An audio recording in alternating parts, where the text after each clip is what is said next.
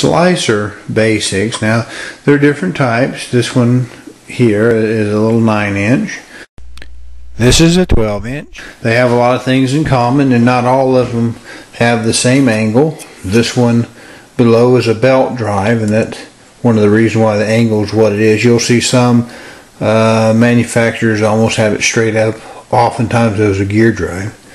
If you come around, this piece is called a regulator plate. It's adjusted simply by turning a knob. See the gap opening up? I mean, it's not real difficult stuff, but it opens up and exposes the blade. Closes back up. You have little indexing numbers that you can turn to. If you're running a deli or something, you slice it to a particular size, such as a half or something like that. That is really, really thin. This piece is called the platform. This little arm comes up. That holds your meat down. You'll notice it has teeth in behind it. It also has teeth on the front face, and that can be used to push meat forward. It can also be used for long pieces to get, like sausages and hams, long pieces. It's able to actually use it to hold the meat. It's actually longer than the platform. And the platform is pretty good size. Now, all good slicers are going to have some way of sharpening the blades. This thing turns around, and you see we've got sharpening stones set up to cut at the fixed angles. And when we put it down like that, what it allows us to do is then we have a little, with the motor running, we're able to mash these little buttons here and here, and we sharpen the blade as it runs. You don't need to sharpen it much, just enough to keep her sharp. That's it. And here's a 9-inch slicer. Works the same way. Turn the little knob, you open up the gap in the blade. Cuts about the same thickness. Got a platform. Works the same way. Has a meat holder. Arm falls down like this, slides up and down. It's got teeth on the bottom. Teeth in the front, but you see you don't have any means on this one to put a sharpener. But you do. It's just a little different. Now there's how we hook it with this particular one. This is kind of an unusual model, but you still have the ability to operate the stones to sharpen the blade. You just slide the platform in position the stones while it's running, and you take a little edge off. That's all there is to it. To clean it, you do need to remove the platform, and all that takes is to take this little guy off here, this knob, and the mount, the whole platform base comes off, and they're able to get to the underside here of the unit.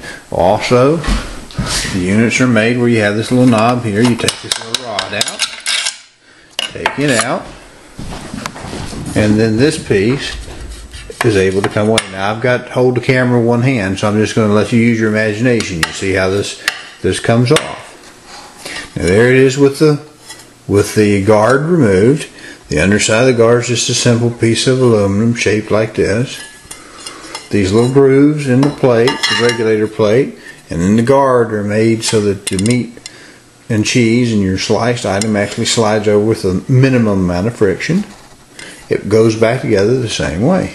When you reassemble them, you want to add just a little bit of mineral oil, and you want to use an NSF approved mineral oil for this. You don't want to use 3-in-1 or something like that that's not safe for food contact.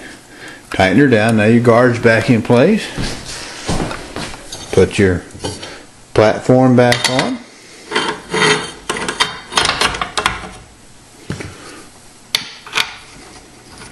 Now both of these units are manual slicers.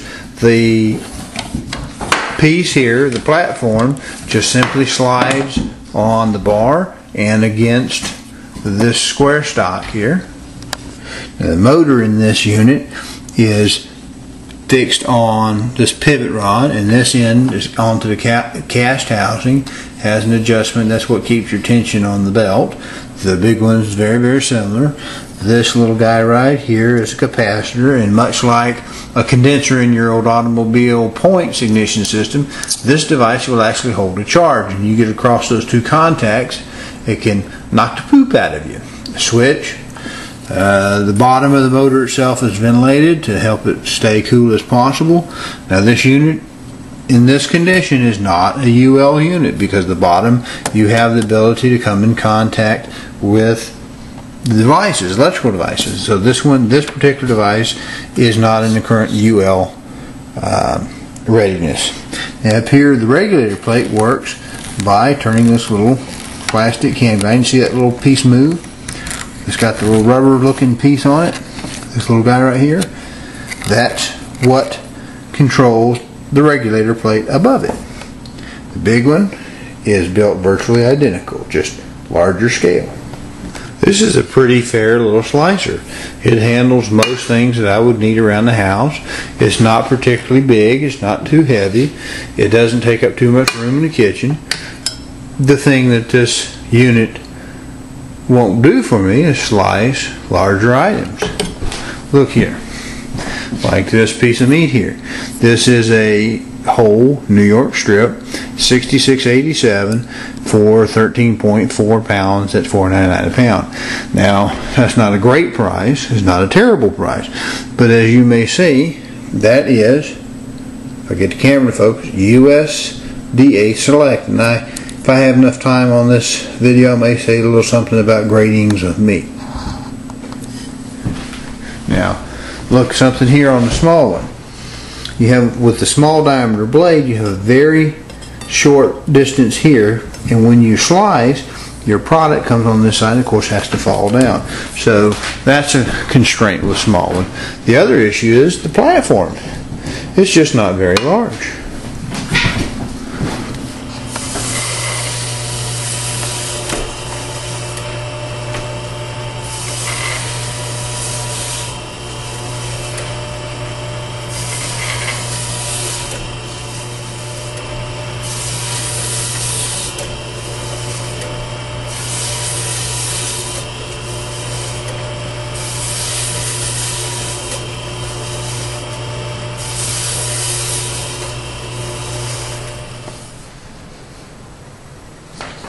Now, according to the United States Department of Agriculture, there are 8 grades of USDA beef: prime, choice, select, standard, commercial, utility, cutter, and canner. The USDA prime, choice, select, and standard are the cuts that come from younger animals. The highest grade prime is used primarily by hotels and restaurants, but a small amount is used at retail markets and you can buy it as such. The most common grade is USDA choice. The standard commercial grade beefs are frequently sold as ungraded brand name meat, and the 3 lower grades, utility, cutter, and canner, are seldom if ever sold in stores, but are instead used to make hamburger and ground beef and frankfurters and ground meat products. More information on this can be found at the United States Department of Agriculture. Now, you can trim the fat from the steak some. You want to leave some on it so that it can drip down in smoke and give it that flavor. But if you'll look at this select graded New York strip, you see it actually looks pretty darn good. Got quite a bit of decent marbling in there. I think we did okay for this particular grade. It looks select, I guess. And what also then you want to save your fat if you happen to be a sausage maker and a deer hunter, because it can be used ground up in with your deer. Okay, there we go. We've got 12 packages. I tested one of them on a scale, and it's about 1 pound, a little more, a little less. And a little bag of trimmings that we'll use when we do deer this coming season. And we have the squarings and 1 spare piece of steak we'll do something with tonight.